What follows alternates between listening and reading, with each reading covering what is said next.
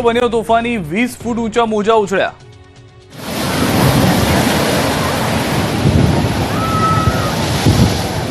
દ્વારકાના દરિયામાં ભારે કરંટ જોવા મળ્યો। સમુદ્રમાં ભારે પવનને કારણે દરિયો તોફાની બન્યો। અરબી સમુદ્રમાં ભારે કરંટથી 15 થી 20 ફૂટ ઊંચા મોજા ઉછળ્યા।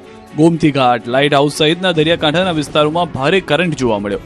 ગોમતી ઘાટ પાસે દરિયામાં ઊંચા મોજા ઉછળતા જોવા મળ્યા। કોઈ અનિચ્છનીય ઘટના ન બને તે માટે ગોમતી ઘાટ વિસ્તારમાં સુરક્ષા જવાનોને તૈનાત કરવામાં આવ્યા। સુરક્ષા કર્મીઓએ શ્રદ્ધાળુઓ અને પ્રવાસીઓને દરિયાથી દૂર રહેવા તેમજ સાવચેતી રાખવા સૂચના આપી તંત્ર દ્વારા લોકોને દરિયામાં ન ઉતરવા અને જોખમી વિસ્તારમાં જવાનું ટાળવા અપીલ કરવામાં આવી છે। આ તરફ દેવભૂમિ દ્વારકાના ખંભાળિયામાં ફરી પાણીનો વેડફાટ થતો હોવાનું સામે આવ્યું છે। ઘી ડેમ નજીક બે અલગ અલગ સ્થળોએ પાણીના મોટા પ્રમાણમાં બગાડ થતો હોવાના વિડીયો સામે આવ્યા। ઘી ડેમ પાસે એક જગ્યાએ વાલ્વમાં લીકેજ સર્જાયું જ્યારે બીજી જગ્યાએ પાણીની પાઇપલાઇન તૂટી જતા સતત પાણી વહી રહ્યું છે। પાઇપલાઇન અને વાલ્વની ખામીના કારણે હજારો લીટર પાણીનો બગાડ થઈ રહ્યા હોવાનું સ્થાનિકો જણાવી રહ્યા છે।